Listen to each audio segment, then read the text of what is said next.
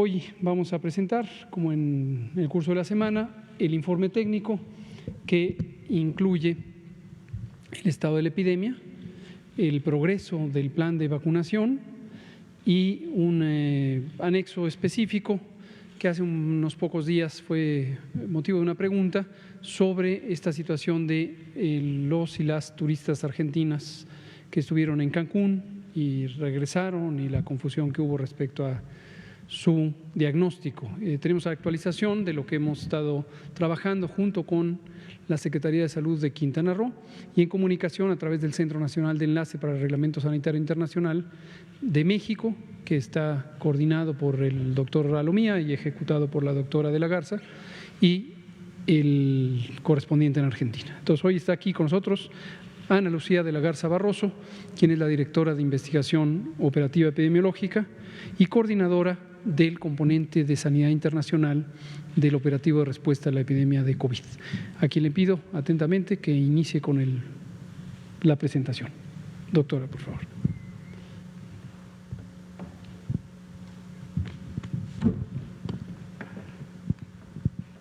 Muchas gracias. Muy buenas tardes a todas y todos. Con su permiso, señor subsecretario. Vamos a iniciar entonces el día de hoy con la presentación. Hay varios temas que, como bien ya comentó el doctor López-Gatell, estaremos presentando el día de hoy. Por supuesto, iniciaremos con el panorama nacional. Y pues bueno, agradecemos como siempre su atención a todas y todos los que nos están visualizando para tener información que se brinda de manera diaria en esta conferencia de prensa desde los diferentes canales de comunicación en donde nos estén atendiendo. Les saludamos con mucho gusto. Entonces, iniciaremos a presentar el panorama. Como saben, pues iniciamos siempre con esta gráfica, ¿no?, que nos habla sobre todos los casos incidentes que tenemos desde la perspectiva de los casos estimados y también pues tenemos la parte de los casos activos. En la línea azul se encuentran representados la parte de los casos estimados. Podemos visualizar, ¿no?, que continuamos con una disminución hasta la semana epidemiológica 9 de un menos 9%, de un menos 3%. Recordar que estamos en la semana epidemiológica 11, el día de mañana pues termina esta semana, estamos con información hasta la semana epidemiológica 9 presentada en esta gráfica. Entonces, visualizamos que continúa el descenso, ¿no?, con un 3% disminuyendo respecto a los casos estimados que en este momento representan una cifra de 2.382.647 y bueno, también visualizamos la gráfica espejo considerada como parte de las personas recuperadas, que también visualizamos día a día en esta gráfica con un menos 6% y también ya con una cifra de 1.729.269 personas recuperadas. Lamentablemente, pues ya tenemos un reporte de 197.219 defunciones. Recordar que todos estos reportes, ¿no?, están representados en nuestro Sistema Nacional de Vigilancia Epidemiológica y, por supuesto, también con todo este tenor en donde visualizamos que continúa la transmisión de esta epidemia y continúa pues también presentándose lamentablemente el reporte de las defunciones, debemos enfatizar siempre que es muy necesario continuar con las medidas preventivas que conocemos y que sin embargo pues no está de más siempre recordar. Es importante que continuemos con el lavado de manos siempre, ¿no?, bajo todo tenor, lo más frecuente posible. Si no hay al alcance agua y jabón para realizar el lavado de manos, se puede utilizar el alcohol gel, sobre todo fijarse muy bien que esté por arriba del 60% para que podamos también utilizarlo en caso necesario. También, evidentemente, es importante continuar con la sana distancia, más allá de 1.5 metros entre las personas y pues también procurar utilizar las medidas de etiqueta respiratoria, que son pues cuando se está estornudando o con tos, hay que cubrirse con la parte interna del codo y por supuesto también el uso correcto del cubrebocas, que cubra la nariz, boca y toda la parte del mentón. También eso es algo muy importante que si queremos continuar disminuyendo disminuyendo esta epidemia, esta transmisión, tenemos que seguir realizando estas medidas. De la epidemia, ¿no? En este momento están representados el 2% de los casos activos con 36.456 que se consideran aquellos que están reportados dentro de los últimos 14 días. Y también para el día de hoy estamos reportando 674.112 esquemas completos de vacunación contra COVID-19. La que sigue. Respecto a la positividad y las personas que han sido notificadas en nuestro sistema y de estas personas también cuántas han tenido un resultado negativo o un resultado confirmado, podemos visualizar, ¿no?, este escenario nacional en el que observamos que han sido notificadas 5.865.279 personas, de las cuales han tenido un resultado negativo 3.236.540 y un resultado que ha sido confirmatorio 2.187.910. También en esta gráfica podemos visualizar como un elemento semanal en el que se presenta la positividad. En este momento pues estamos con una positividad del 25% y ha habido una disminución de un punto porcentual con respecto a la semana anterior. Recordar, semana 9 y con respecto a la anterior, la semana epidemiológica 8. Muchas gracias.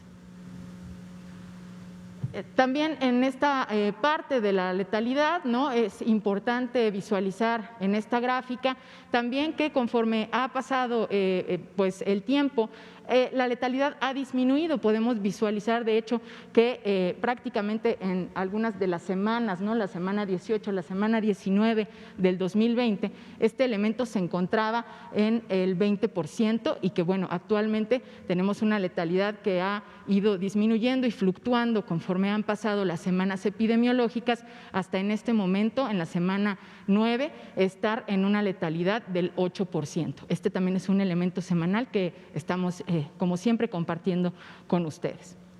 La que sí.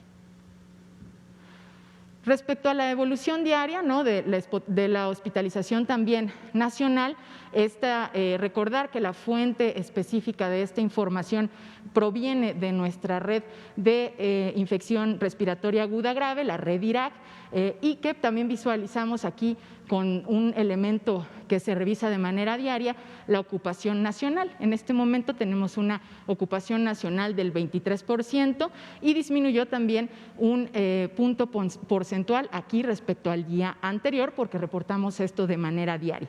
Entonces podemos también visualizar, ¿no?, en esta gráfica cómo casi se alcanza el momento también en donde estábamos prácticamente en el menor reporte, ¿no?, en el que se tenía un reporte de menos de personas hospitalizadas.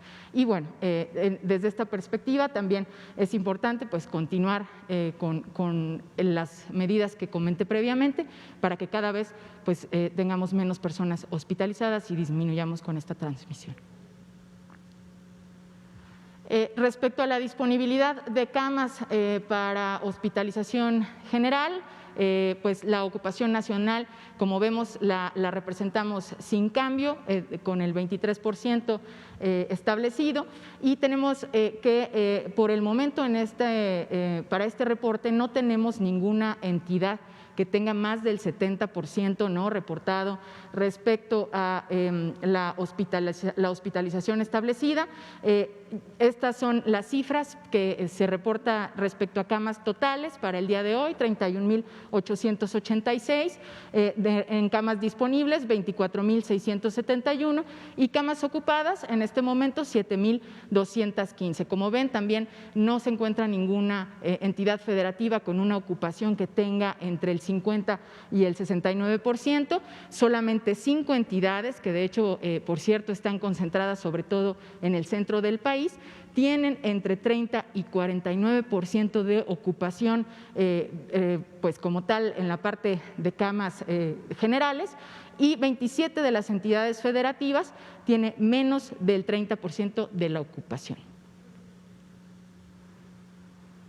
También para la disponibilidad de camas para hospitalización con ventilador, tenemos las cifras de las camas totales, las camas disponibles, que hasta el momento son 8,258, las camas ocupadas, tenemos en este momento reportado 2,900, y también vemos que no se encuentra ninguna entidad federativa que tenga más del 70% de ocupación, en este sentido para las camas con ventilador.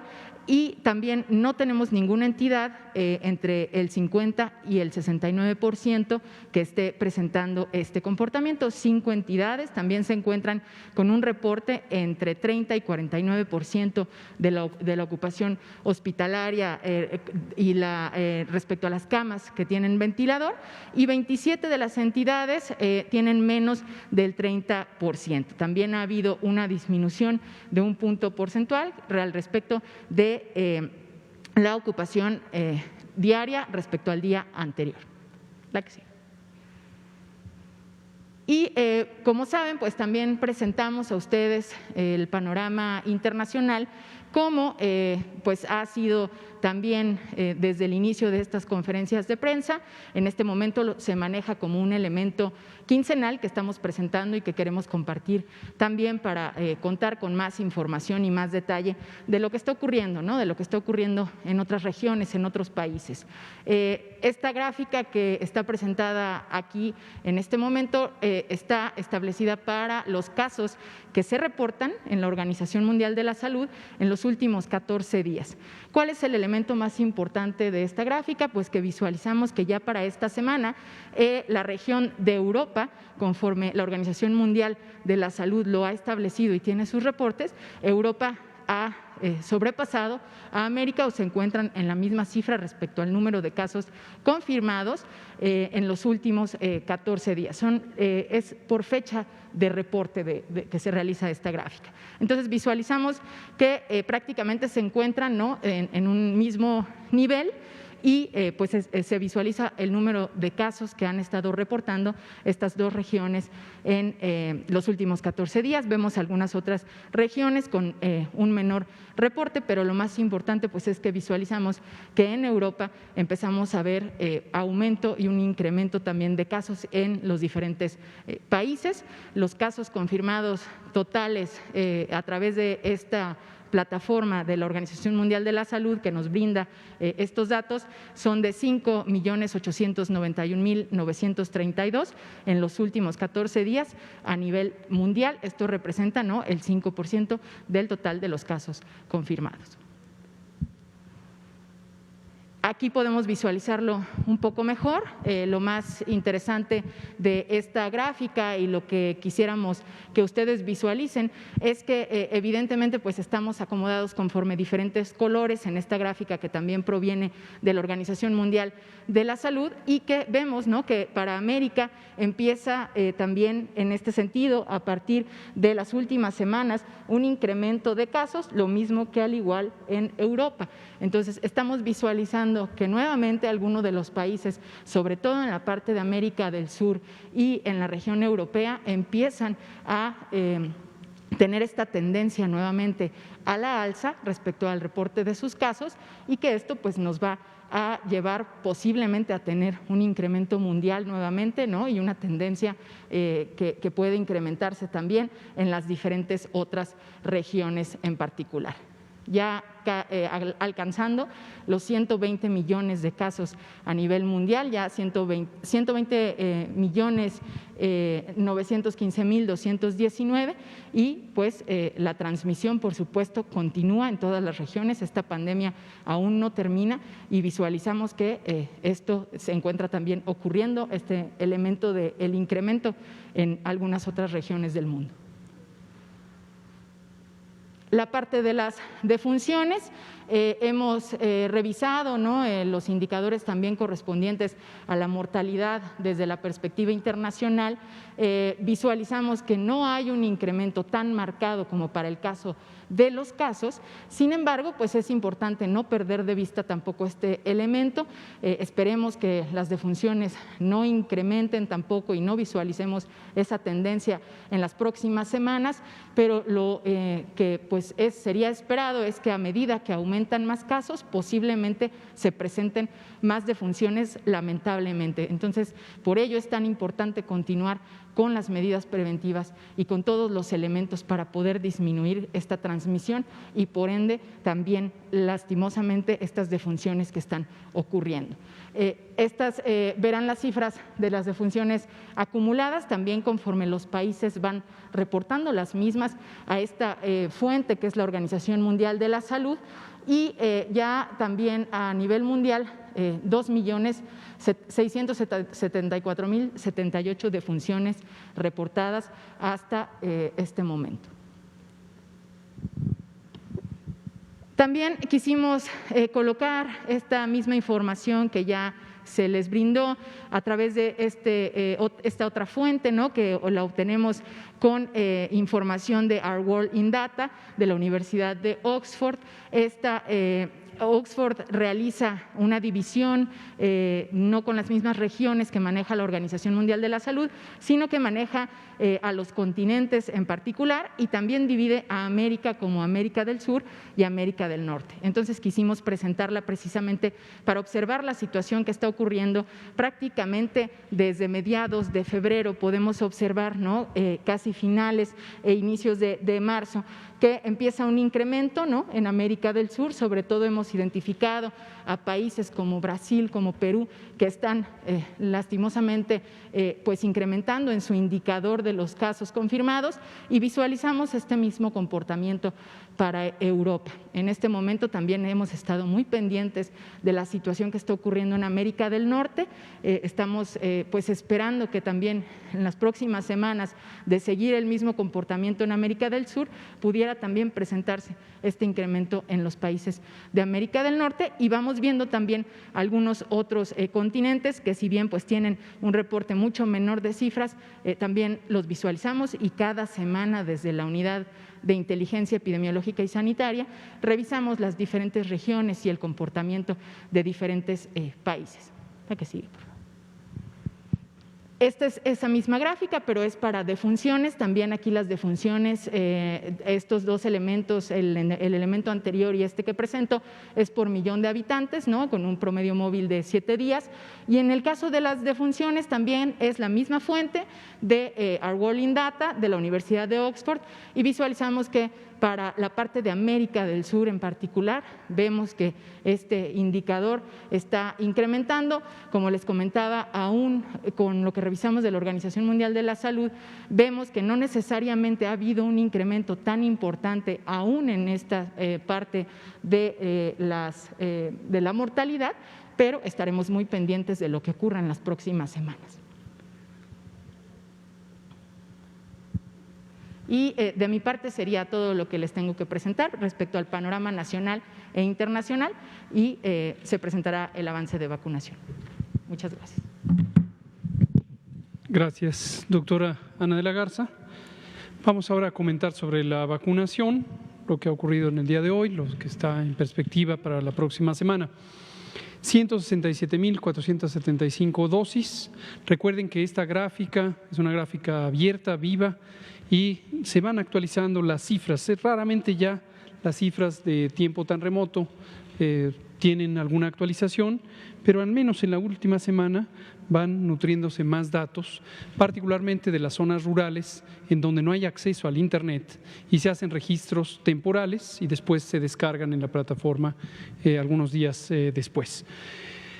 Y también comentar lo que hemos dicho, esta variabilidad día con día depende mucho de la distribución, de dónde está la población, dónde vive la población, cuáles son las características de acceso a las comunidades donde se vacuna. Cuando son rurales, dispersas, se lleva varios minutos, horas incluso del día, el desplazamiento de las brigadas Correcaminos, del operativo Correcaminos.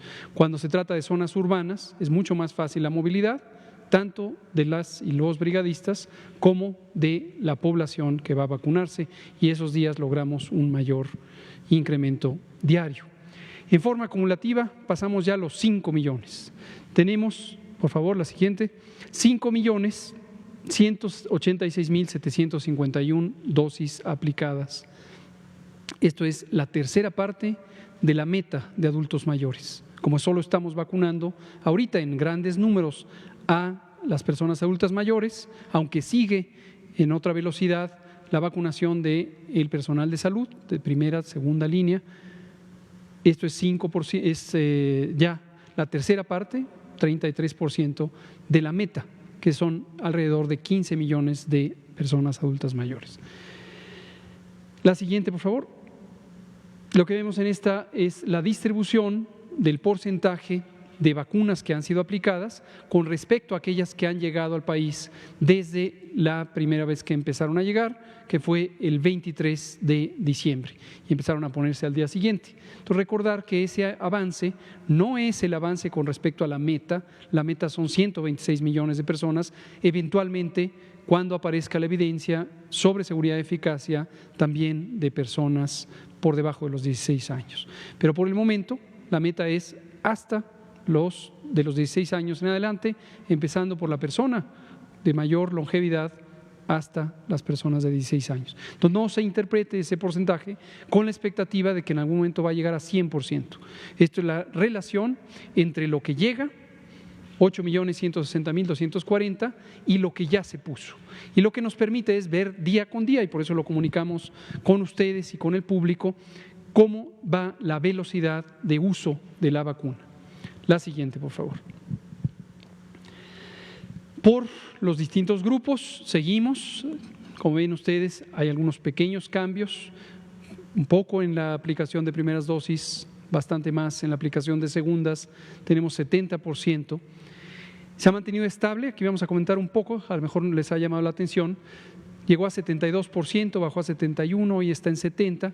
Es justo lo que refleja esta estabilidad porque seguimos progresando en ambos campos. Todavía falta personal de salud de primera y segunda línea que se está vacunando y continúa siendo vacunado, y personal de salud que ya recibió la primera dosis y está en vías de recibir la segunda cuando llegue el calendario correspondiente.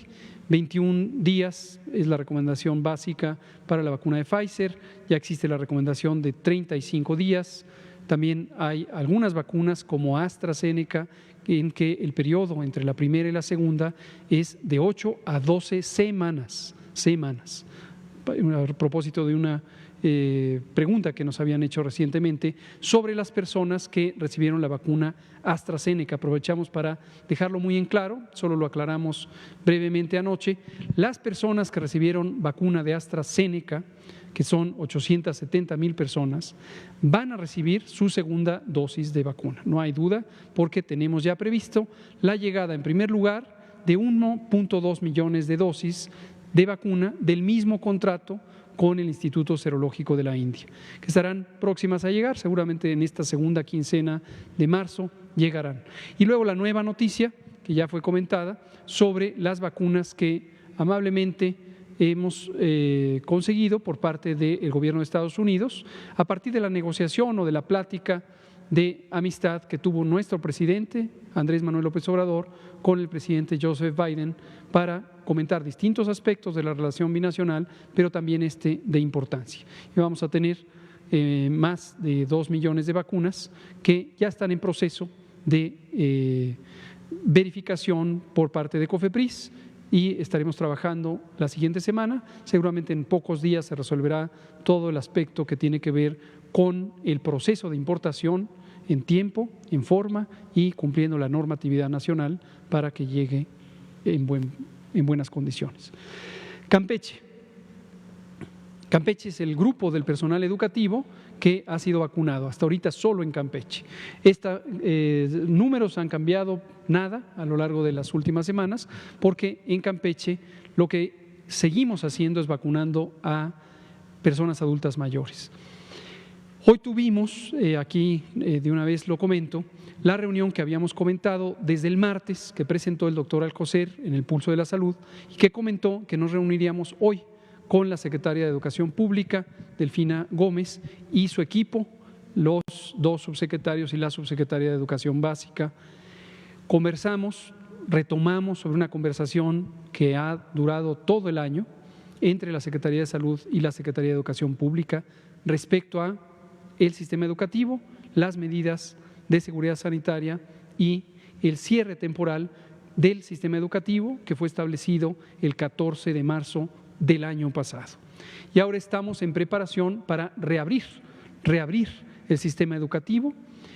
Ayer y durante la semana hemos comentado mucho la lógica de esto, las razones, las oportunidades, la fatiga social también que ayer comentábamos, la importancia de abrir el sistema educativo. Desde luego también, y lo subrayamos, la importancia de hacerlo de una forma planeada, cuidadosa, cautelosa, prudente, cuando existen las condiciones que permiten tener tranquilidad, porque permiten conocer que el riesgo es el mínimo posible. Nunca hay riesgo cero en epidemiología, nunca hay cero riesgo, ténganlo muy presente, pero sí las mejores condiciones para lograr el punto de balance entre la aspiración de proteger la salud y la vida de manera directa por la vía de las medidas de mitigación, como es el cierre de los espacios públicos, pero también el otro objetivo fundamental de México y todas las naciones, que es el proteger también la vida a través de el mantener los distintos servicios sociales públicos y privados en funcionamiento. Y la educación es un derecho general en la República Mexicana y por lo tanto no puede estar cancelado eternamente.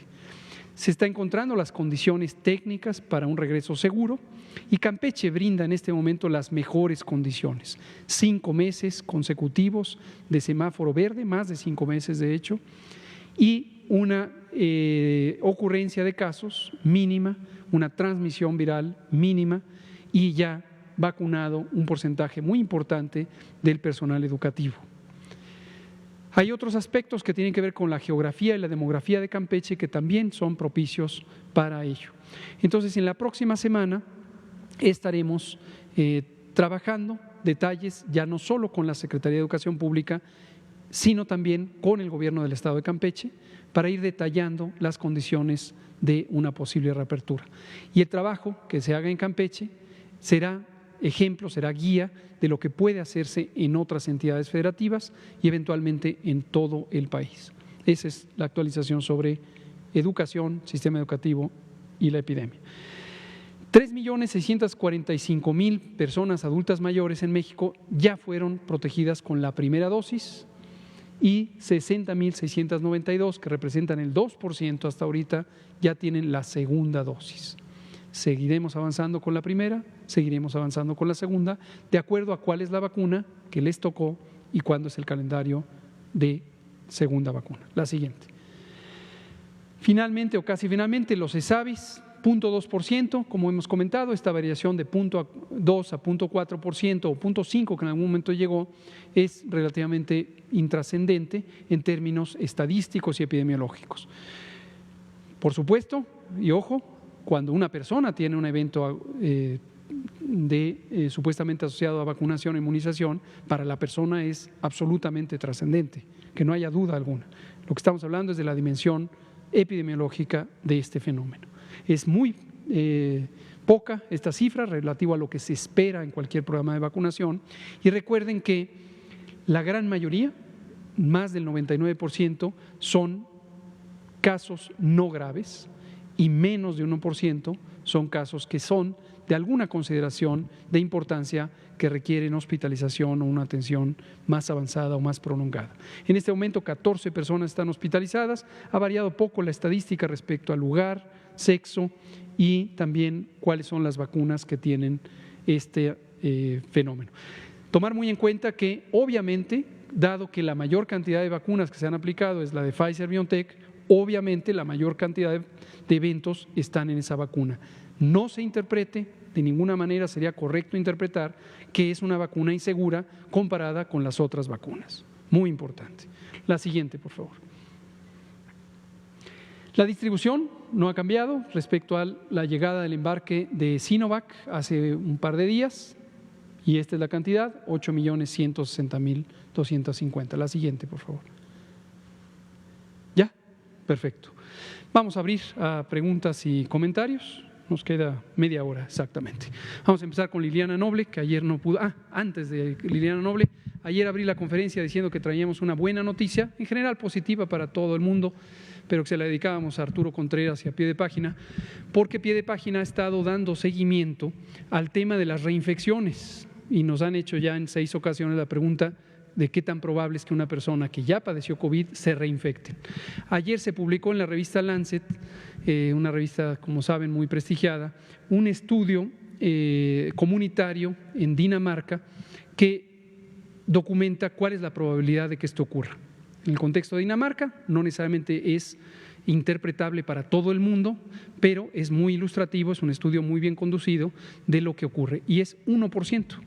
1% es la probabilidad de que una persona que ya padeció COVID vuelva a reinfectarse. Esto es, de la totalidad de personas que se estudiaron que ya habían tenido COVID, solo 1% volvió a tener COVID durante los meses que duró el estudio.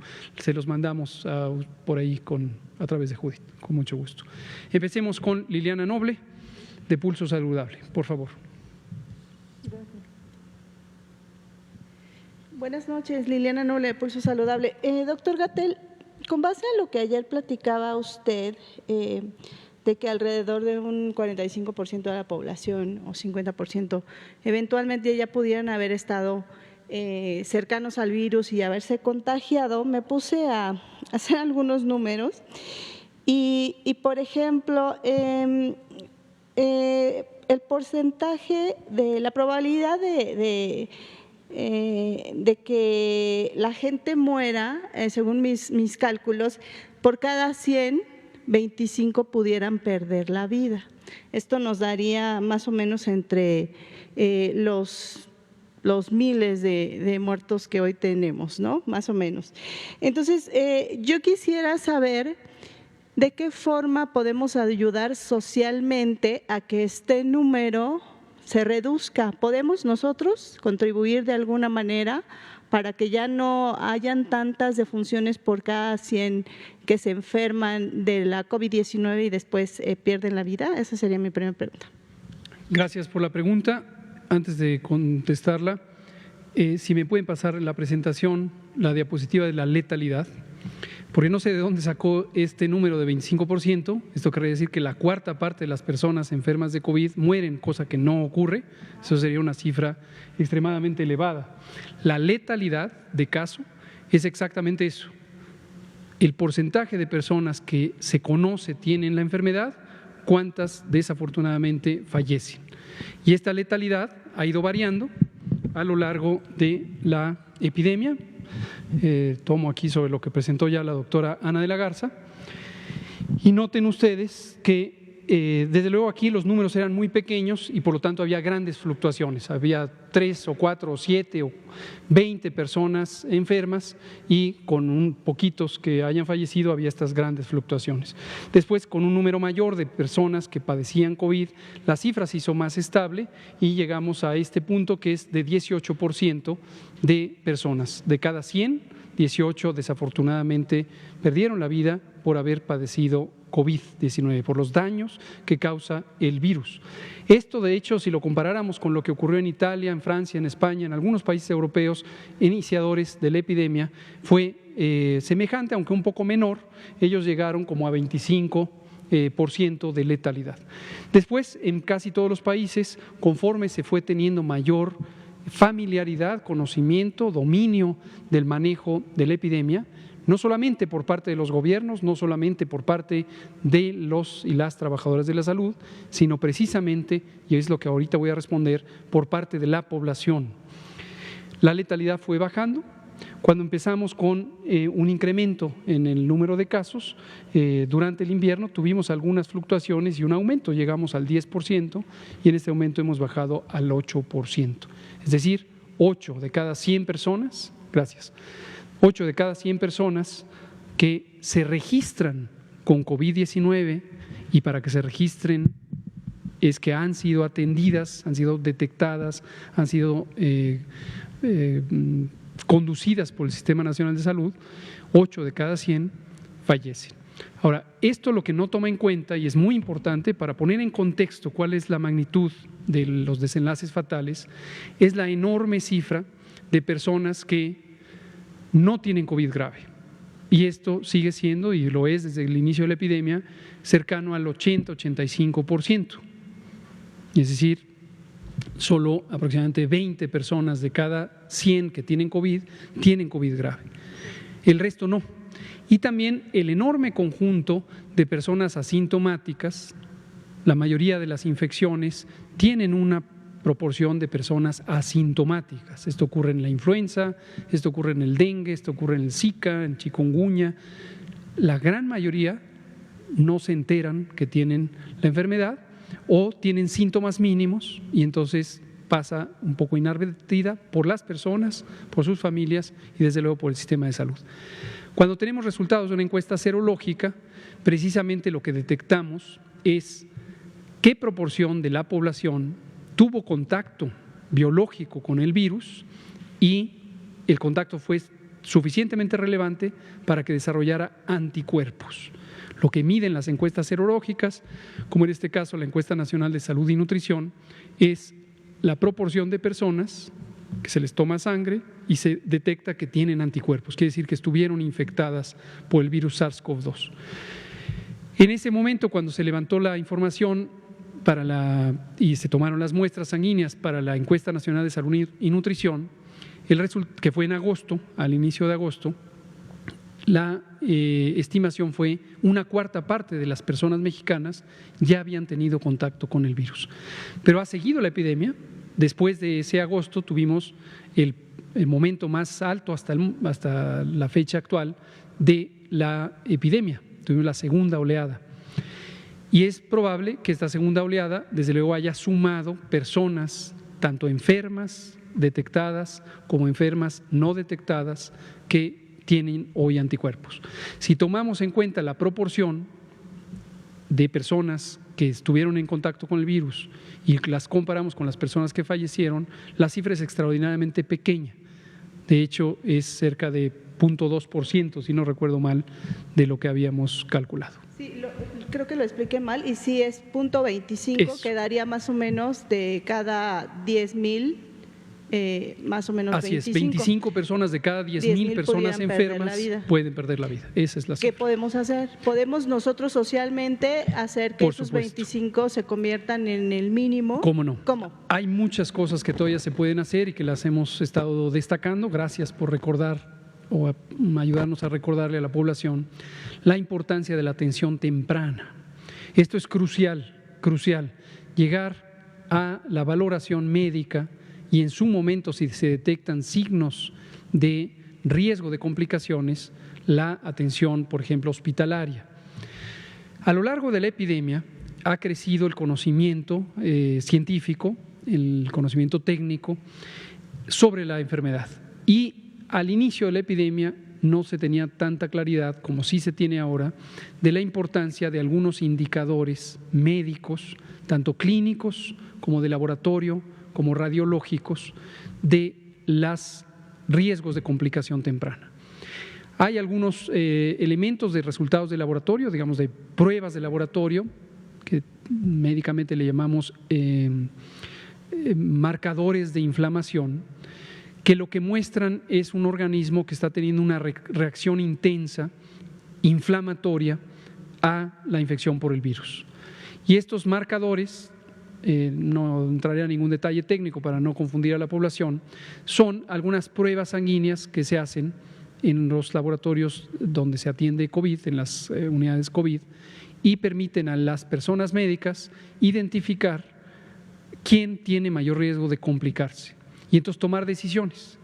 ¿Se queda hospitalizado o no se queda hospitalizado?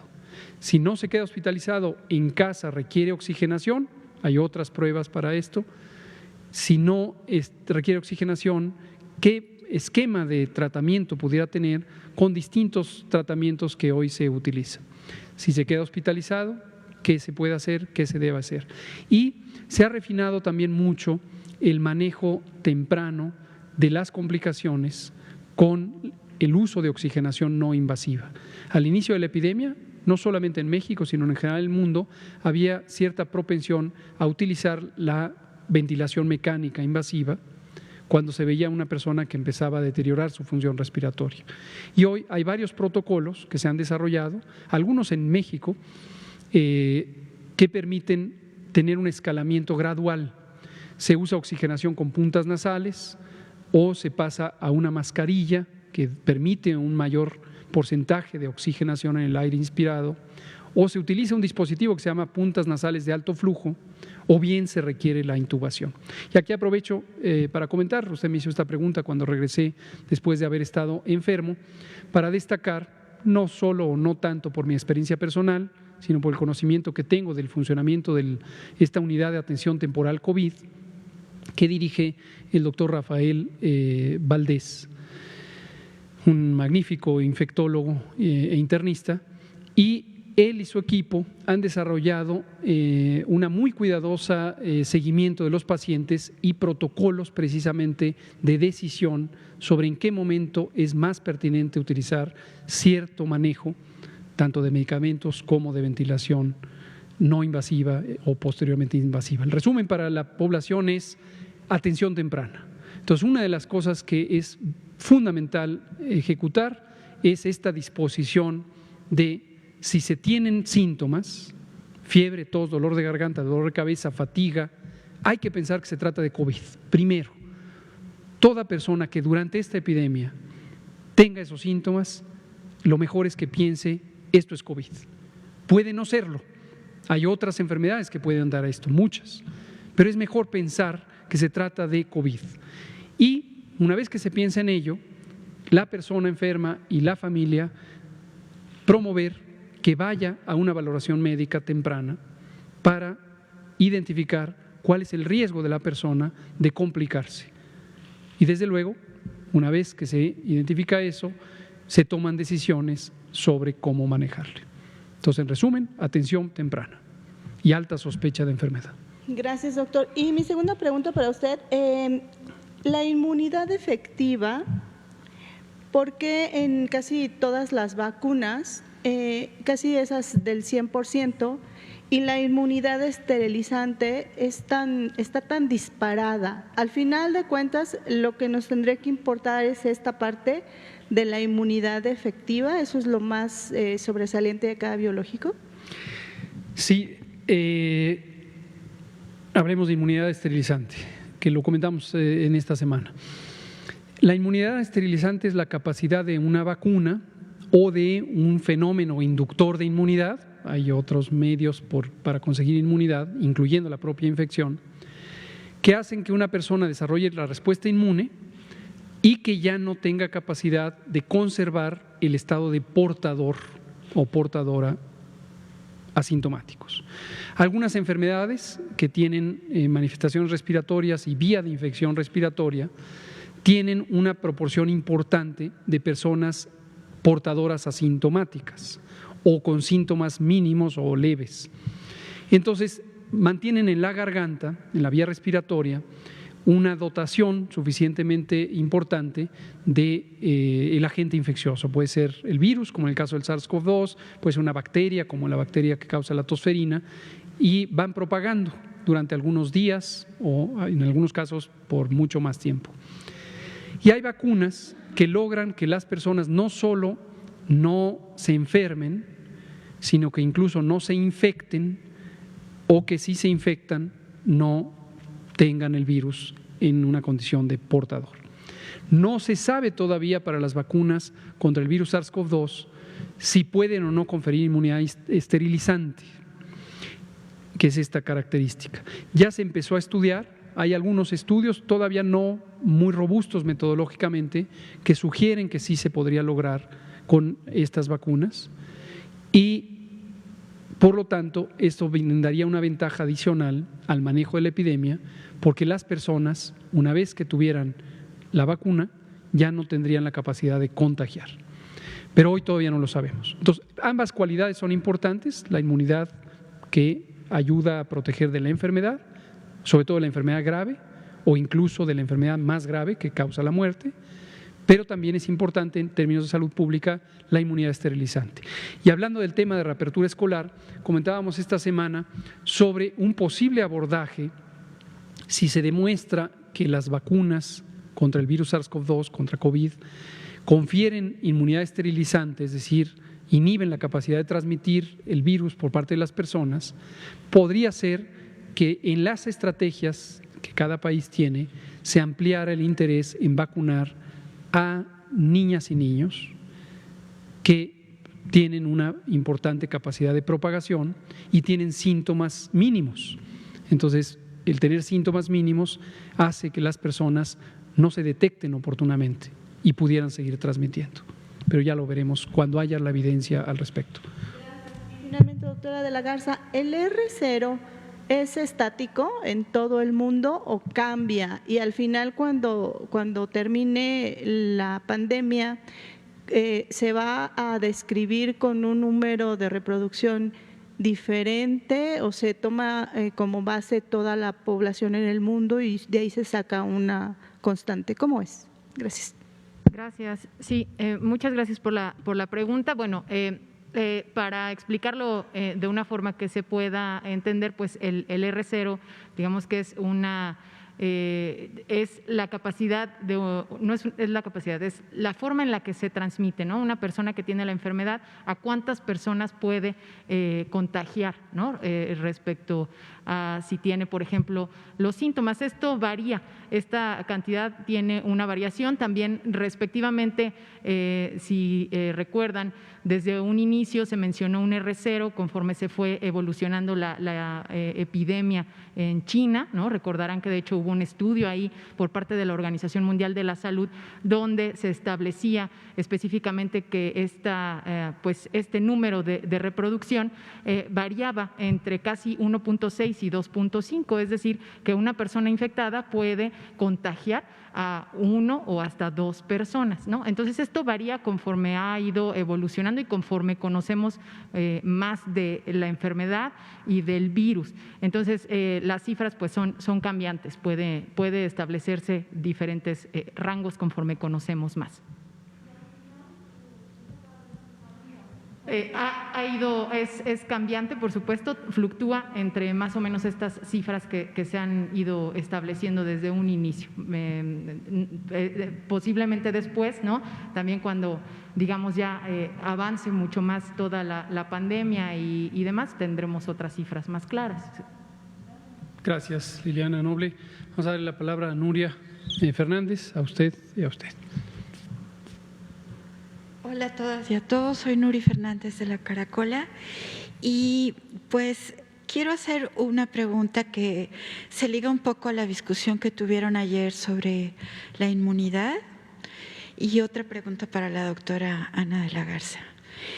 En la influenza española de hace 100 años, después de concentrarse la pandemia, se expandió por el mundo. Y de alguna manera podría estar sucediendo ahora esto en América del Sur. Pero hay una diferencia muy importante y es que en esa época no hubo ningún tipo de tratamiento, ninguna vacuna, nada para darle a la población.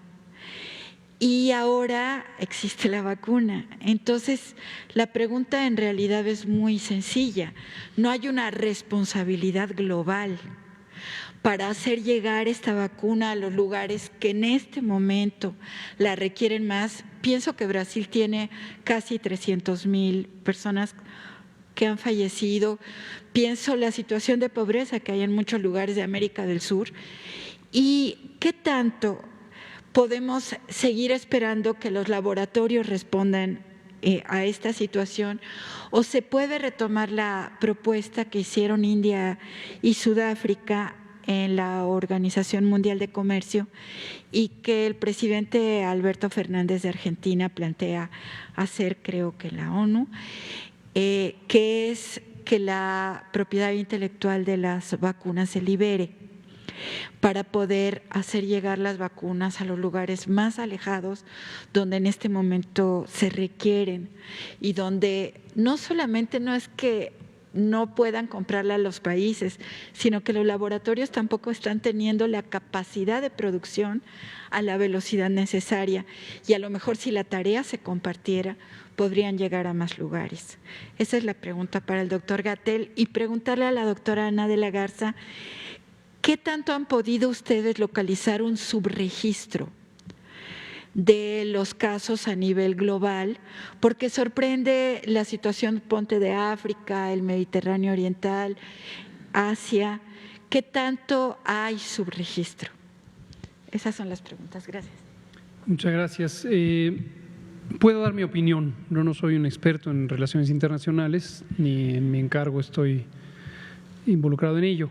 Pero de una opinión general, desde el punto de vista de la salud pública y desde el punto de vista de la experiencia en los sistemas y planes de preparación, respuesta, recuperación ante las emergencias de salud.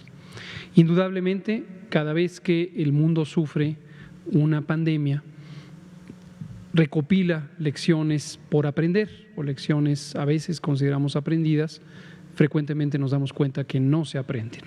Y una muy importante es que el esfuerzo colectivo entre las personas, entre los componentes de las sociedades, de los estados nacionales y entre las naciones, la cooperación es la mejor fórmula para prevenir y para responder y para recuperar.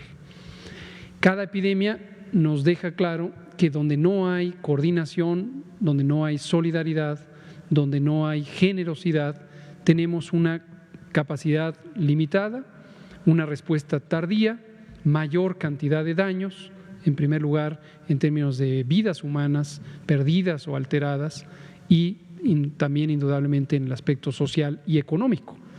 Cuando la pandemia es de estas dimensiones, como la pandemia de COVID, que es solo comparable con la que se vivió hace 100 años en la mal llamada epidemia española, porque no hay prueba alguna de que haya iniciado en España, algunos científicos dicen que inició en Wisconsin, en Estados Unidos. En estas condiciones estamos teniendo una alteración fundamental de todo el sistema mundo, de todo el sistema planeta. La sociedad completas están siendo afectadas por el virus de manera directa y por todas las consecuencias que tiene el virus. ¿Cuál sería la vía para una recuperación más temprana? La equidad, la justicia distributiva de los elementos que nos permiten tener una prevención más efectiva, como puede ser la vacuna o las vacunas contra COVID-19. Ha habido llamados por parte de la Organización de Naciones Unidas, por parte de la Organización Mundial de la Salud, por parte de la OPS, por parte de las distintas oficinas regionales. Y mi apreciación, esta es meramente una opinión basada en esta experiencia, es que los esfuerzos o los clamores por una mayor capacidad de coordinación mundial todavía no han dado los frutos que se necesitan para una respuesta más efectiva. Gracias. Ana de la Garza. Sí, muchas gracias. Yo creo que en realidad no podemos mencionar como tal o ratificar que se trate de un subregistro. Recordar que los diferentes países tienen diferentes sistemas de vigilancia y también, por ende, la metodología es diferente. Nosotros afortunadamente tenemos un sistema nacional de vigilancia epidemiológica que ya tiene muchos años, en el cual participan todas las entidades federativas. De hecho, pues aprovecho para hacer un gran reconocimiento a todos los integrantes del SINAVE, el Sistema Nacional de Vigilancia Epidemiológica, que en el día a día contribuyen precisamente con estos datos. Y bueno, en el panorama internacional, los diferentes países cuentan también propios sistemas. Hay países que no tienen un sistema tan antiguo como el de nosotros y que apenas van evolucionando y diferentes metodologías del mismo. Entonces, evidentemente, también esto es un esfuerzo mundial en el que los países han estado notificando a la Organización Mundial de la Salud también pues sus casos en este sentido, su información, y también pues la Organización Mundial de la Salud es quien nos permite permite tener también acceso a esta información, a estas pues plataformas de datos que a través de las cuales podemos ahora visualizar comportamientos diferentes. Ya vimos como tanto en la parte de las diferentes regiones de la organización como en los diferentes países, pero también esto es muy dependiente precisamente de los sistemas, también de su metodología de toma de muestras, etcétera, etcétera. Entonces, sí, estamos nosotros siempre muy pendientes de lo que ocurre a nivel internacional desde la Unidad de Inteligencia Epidemiológica y Sanitaria.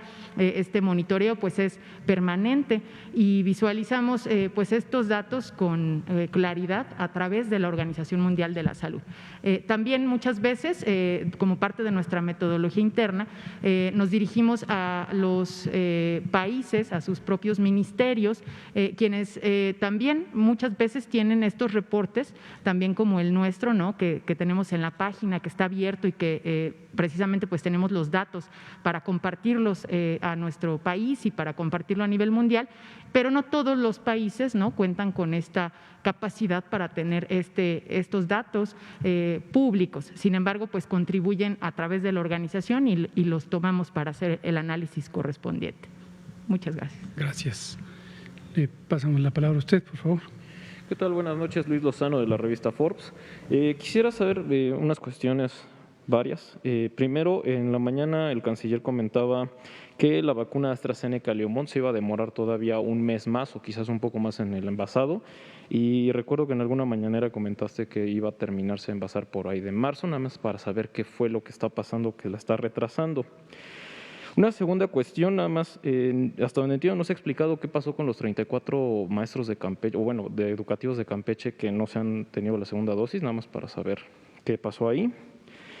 Una tercera, si nos pudieran dar a conocer el padrón de personal educativo y también el de médicos que se han recibido la vacuna. Y un cuarto, entiendo que en los datos que presentaron el martes se están contempladas las vacunas tanto de personal médico como de personas adultas mayores, en estas 5.4 millones de vacunas. Revisamos la población de los 772 municipios en la lista y la población corresponde aproximadamente a esas 5 millones. Entonces, si quitamos al personal médico y a los maestros, estaríamos hablando de que se enviaron solo como 4 millones de vacunas para 5.3 millones de adultos mayores de 60. Saber por qué hay esta diferencia entre la población según el censo y las vacunas que se enviaron. Muchas gracias. Con mucho gusto. Lástima que no venga usted todos los días a la conferencia para que le dé seguimiento. En esta semana hice una aclaración, ayer me parece, cuando presenté por primera vez el mapa municipal y había 775 municipios pintados en azul, dije, y ayer aclaré que de manera incorrecta, que se trataba de municipios donde ya se había logrado la cobertura al 100% de las personas adultas mayores. Ayer presenté una actualización porque se agregaron 311 municipios adicionales y para un total de 1.086 y aclaré que no se trata de coberturas completas, sino de aquellos municipios donde ya se está haciendo el trabajo. Hoy lo comenté también en el Consejo Nacional de Salud. Se lo termino de explicar, nos queda poquito tiempo, entonces si me permite, yo una vez se lo termino de explicar. La discordancia es porque todavía no se termina la vacunación, o sea, se van mandando vacunas y no se requiere solamente una ronda. Hay municipios pequeños donde se pudo asignar la totalidad de dosis que corresponde a la población de adultos mayores y se culminó. Algunos no son tan pequeños, Ecatepec, por ejemplo, es un municipio muy grande, pero se logró culminar la dotación para las personas adultas mayores. En otros casos no, en otros casos se requiere seguir vacunando. Entonces, es un proceso continuo, llevamos ya la tercera parte de las personas adultas mayores, nos faltan 2/3 partes. Paciencia, a todo mundo le va a tocar su vacuna y en estos municipios se llegará a la cobertura completa, por ahora de 60 y más, cuando venga la fase 2 de 50 a 59 y quienes hayan quedado por cualquier razón fuera de la vacuna. Sobre la treintena de personas del sistema educativo en Campeche que no se han vacunado, son personas que en su momento no estuvieron disponibles o que estaban con alguna condición de salud que impedía vacunarles. Tampoco hay problema, se seguirá vacunando y serán vacunadas. Sobre la vacuna de AstraZeneca, el envasado en Leomont, Este ha sido un proceso muy interesante porque es una experiencia muy positiva de una empresa farmacéutica mexicana que había tenido desde hace años una visión estratégica de desarrollar capacidades para la fabricación de vacunas. En su momento era una vacuna muy innovadora de influenza o contra la influenza, y la planta que fue desarrollada con ese propósito hoy brinda capacidades para el envasado de las vacunas contra el SARS-CoV-2. Ha habido distintas situaciones que tienen que ver con el abastecimiento de equipos, principalmente, que han hecho menos factible que se empiece en los calendarios originalmente programados y se han hecho reprogramaciones. Pero sigue de todos modos en muy buen camino, con algunas semanas de diferencia respecto al originalmente programado. ¿Y su última pregunta era?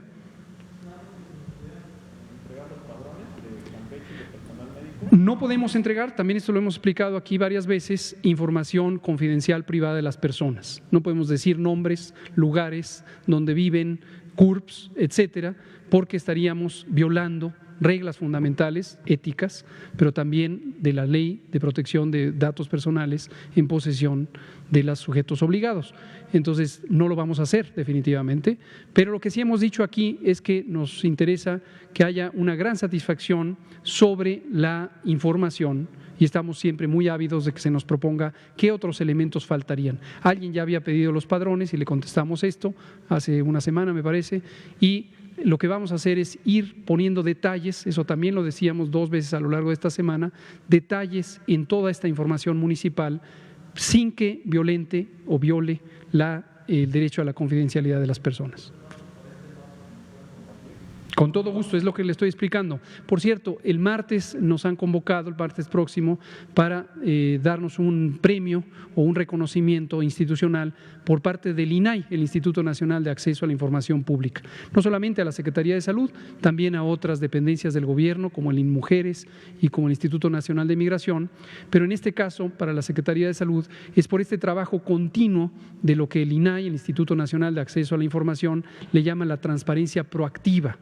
Y yo quiero en reciprocidad anunciar primero esta convocatoria que nos han hecho a recibir el reconocimiento, pero reconocer al INAI y apreciarle y agradecerle porque ha sido un trabajo de pares. Tanto el INAI como nosotros en el sistema de salud hemos trabajado mano a mano para establecer no solamente las capacidades de tener datos abiertos, esto jamás había ocurrido en la historia de la salud pública de México, datos abiertos, bases de datos completas, desde luego sin identificadores, pero ha sido un trabajo de construcción, insisto, de un modelo de transparencia proactiva del cual pensamos que se pueden sacar lecciones útiles para casi cualquier sistema, incluyendo para la prensa, por ejemplo, que la prensa podría también tomar lecciones útiles sobre cómo transparentar sus fuentes de información, desde luego sin violentar la confidencialidad propia del periodismo, pero para que fuera más claro y más creíble lo que se publica para los ciudadanos y las ciudadanas. Muchas gracias, aquí terminamos, ya no nos dio tiempo de darle la palabra a usted. 20:03, es viernes, continúa la epidemia, no nos confiemos, la epidemia lleva 6 semanas a la baja en México, pero en otras regiones del mundo va a la alza de manera muy acelerada. ¿Podría haber un repunte, un rebrote? Claro que puede haberlo, hay que tener mucho cuidado y depende de todas y de todos lograr que esto no ocurra. La vacunación avanza, seguirá avanzando. La tercera parte de las personas adultas mayores ya han sido vacunadas con al menos una dosis. Y seguiremos. Muchas gracias.